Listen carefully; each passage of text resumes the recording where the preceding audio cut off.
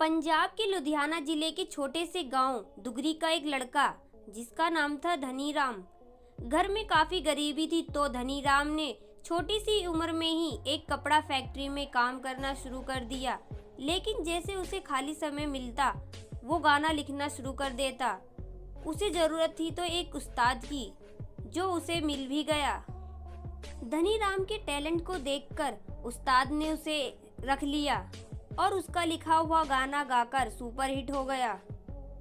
फिर धनीराम ने अपने लिखे हुए गाने को खुद गाने का फैसला लिया और देखते ही देखते वो पंजाब का सुपरहिट सिंगर बन गया।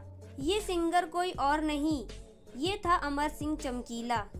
लगभग 8 सालों तक पंजाबी म्यूजिक इंडस्ट्री पर राज किया और आखिरकार 8 मार्च 1988 को चमकीला अलगाववादियों की गोली का शिकार हो गया। चमकीला की दर्दनाक मौत ने सबको हिलाकर रख दिया था। इस वीडियो में आपको बताऊंगी धनीराम से अमर सिंह चमकीला बनने की कहानी। कैसे चमकीला पंजाब ही नहीं दुनिया भर में बसे हुए पंजाबियों का चहीता बन गया।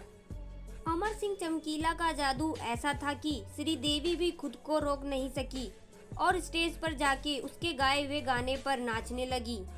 फिर ऐसा क्या हुआ अमर सिंह चमकीला के साथ कि उसे अपनी जान गंवानी पड़ी? चलिए जानते हैं। 21 जुलाई 1960 को हरि सिंह के घर एक लड़के का जन्म हुआ। उसका नाम था धनीराम।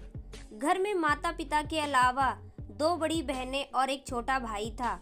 घर में बहुत गरीबी थी और वो उनकी सहायता करना चाहता था और एक फैक्ट्री में काम करने लगा।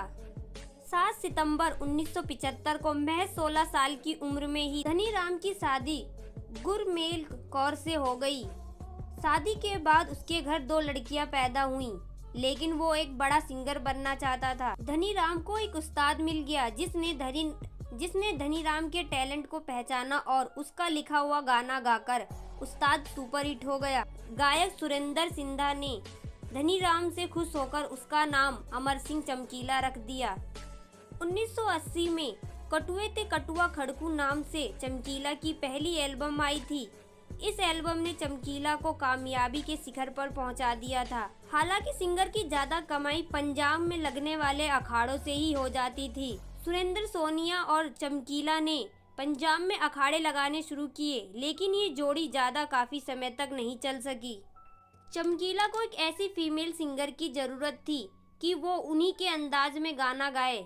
फिर उन्हें फीमेल सिंगर अमरजोत कौर के साथ गाना शुरू किया। इन दोनों की जोड़ी को पंजाब में खूब पसंद किया जाने लगा और दोनों ने कभी पीछे मुड़कर नहीं देखा। इन दोनों की जोड़ी ने 1981 में एक साथ गाना शुरू किया। चमकीला नहीं चाहता था कि इन दोनों की जोड़ी टूटे। ऐसे में वो शादीशुदा होने के बावजूद उसने अमरजोत कौर से दूसरी शादी कर ली। दोनों ने कई हिट सॉन्ग गाए। हालांकि इन दोनों के गाने अश्लीलता की कैटेगरी में आते थे और उनका विरोध भी होना शुरू हो गया।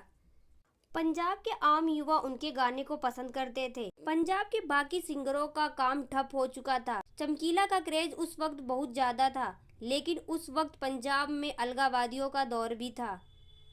चमकीला को धमकी दी कि वो अश्लीलता के गाने गाना बंद कर दे।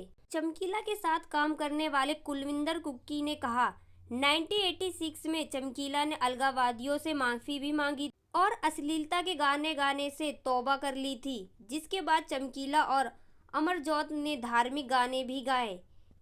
21 के करीब धार्मिक गाने भी फेमस हुए, जिसमें बाबा तेरा नानकाना और तलवार में कल गिद्दर दी जैसे धार्मिक गाने भी शामिल है। चमकीला का क्रेज उस वक्त ऐसा था कि उनके गाए गानों की वजह से पंजाबी फिल्में हिट हो जाती थी।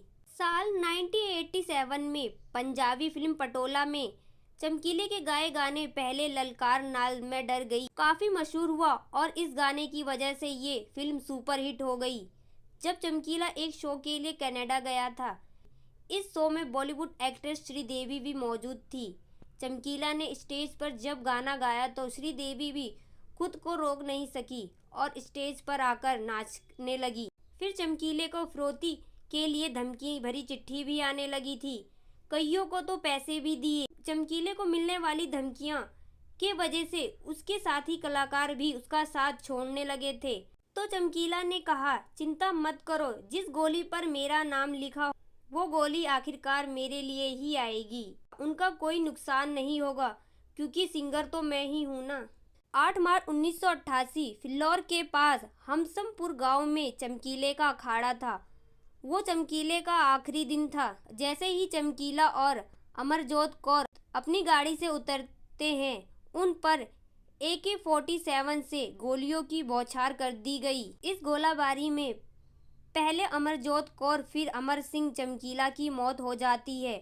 उसके बाद ढोलक बजाने वाले बलदेव सिंह और एक साथ ही हरजीत सिंह गिल की भी मौत हो जाती है।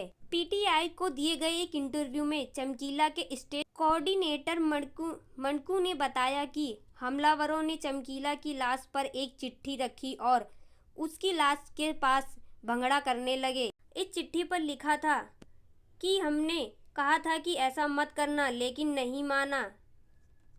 लेकिन सवाल तो यह उठता है कि क्या कभी चमकीला के कातिल पकड़े गए और चमकीला को मरवाने के पीछे किसका हाथ था? चमकीला की मौत के 36 साल बाद भी आज तक कोई नहीं जान पाया कि चमकीला को मरवाने वाला आखिरकार कौन था और क्यों मरवाया था। पुलिस ने अलगाववादियों की हरकत बताकर केस की तफ्तीश की, लेकिन कुछ हाथ नहीं लगा। चमकीला के केस के पीछे कई थ्योरी है। कुछ लोगों का कहना है चमकीला को मरवाने के पीछे अमरजोत के घर वालों का हाथ है। ये ऑनर किलिंग का मामला था। चमकीला दलित और अमरजोत कौर जट सिख थी। चमकीला के मैनेजर कुलविंदर कुक्की ने एक इंटरव्यू में बात का खंडन किया। दोनों परिवार की सहमति से दोनों की शादी हुई थी। कुछ का कहना है कि चमकीला की मौत का कारण कुछ गायकों को बताया जाता है। अपना कंपटीशन खत्म करने के लिए उन्होंने उसको मरवा दिया।